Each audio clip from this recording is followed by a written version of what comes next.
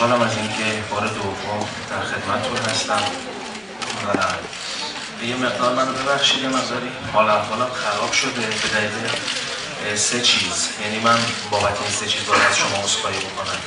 یکی اینکه دوستان اهالی رسانه و بچه‌ای که توی سینما کار میکنن، من شاهدم چند وقتیه توی این سینما، توی این 10 روز که همه رو زمین میشینن یا سرپا وای میسن و یه مش کسای دیگه میان تو جشنواره که اصلا نه اهل سینما نه اهل رسانه و اونها صندلی رو اشغال میکنن. پیروز مندم آقای علی علوی رو زمین نشسته، من خجالت کشیدم. به هر حال ببخشید اگر فیلم ما همین اتفاق براتون افتاد. و نکته دوم این که من برای اولین بار فیلم رو یه جور دیگه ای دیدم. یعنی اصلا این بار فیلم ما نبود به لحاظ تصویر و انقدر روشن کرده بودن این فیلم. این فیلم فضاسازی بیشتر تا قصه، یعنی فیلم های کنتراست، فضاهای لوکی داره مثل فیلم حوالی تومان، خیلی بیشتر از اون فیلم، به طوری که کنتراست های ما جوری که همیشه 1/3 صورت بازیگر ما تو تاریخیه، ولی این فیلم رو من روشن دیدم و یه فیلم دیگه بود به هر حال دیگه به لحاظ تصویر و یک صدای خیلی بد. و متاسفم که همیشه بدترین چیزها برای بچهای اهالی رسانه است که مهمترینه. من از همتون معذرت میخوام، ولی با این حال خوشحالم از اینکه در خدمتتون هستم. برج میلاد در روز سوم جشنواره بین‌المللی فیلم فجر شاهد فیلم‌های متفاوتی بود. از فیلم برلین منفی 7 گرفته که به موضوع مهاجرت اثر ناشاری یک مرد عراقی به همراه خانواده‌اش به آلمان حکایت دارد که از دست اشغالگران فرار می‌کند، تا فیلم گهواره‌ای برای مادر که در ژانر اجتماعی حرفای تازه‌ای برای گفتن دارد. همون رفیق ما که صحبت کرد. فیلمیه که میشه به نظر من تو همه جای دنیا به نمایش در بیاد. به لحاظ ساختاری حالا ضعفایی داره که شاید با مونتاژ مجدد رفع بشه. فکر می‌کنید در اکران عمومی با استقبال مواجه بشه؟ حالا نمیدونم، بستگی داره حوصله مخاطب برای فیلم زیرنویس چقدر بشه. وقتی گفتن که فیلمی خود خسته کننده بود به خاطر زمین فارسی زیادی که داشت. خب طبیعتاً سابتایتل یکم تماشاچی رو اذیت میکنه، اما در مورد سکانس‌ها فیلم 176 تا سکانس داشته. خب طبیعتاً سکانس‌های زیادیه برای فیلم.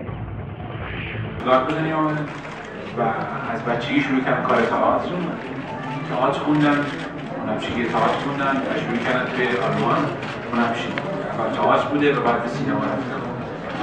نمیدونم الان یادم نیست ولی شاید 40 فیلم مختلف تلویزیونی سینمایی توی آلمان بازی کردن و یکی از معروف‌ترین هنرپیشه‌های آلمان هستن و ما ایشون رو برای این نقش انتخاب کردیم و خیلی متقبل از قصه خوشش اومد و سریع اوکی داد تونستیم باش کار کنیم.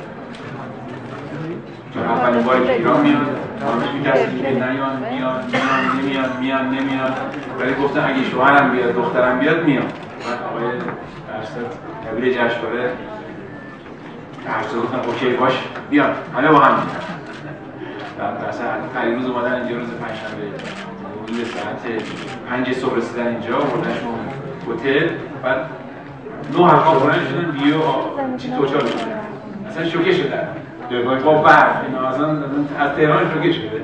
خب برای اولین بار اومدن ایران، شما اونجا انتخابشون کردین. اگر ممکن است خودشون ابتدایی بپرسیم که پیش از اینکه این فیلم بازی کنن راجع به سینما ایران چی می‌دونستن، ببینیم تلقیشون اصلا چی بوده.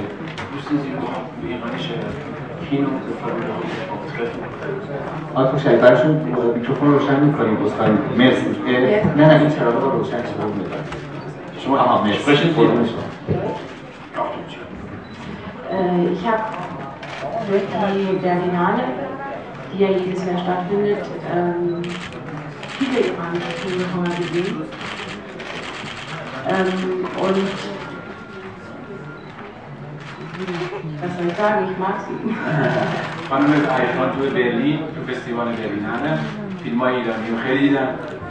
آقای فرهادی فیلماشون میشناسن، هم درمان هندی و هم فیلم آخرشون جدایی نادر سیمین میشناسن، کارگردانای دیگه ایرانی میشناسن. و اصلا کسی هستن که علاقه دارن به سینمای اکسوتیشون دیگه باشن. و سینمای ایران رو میشناسن. این پاسخشون تمام شده؟ علت این که پذیرفتن این فیلم بازی کنن در اول بفرمایید چی بوده؟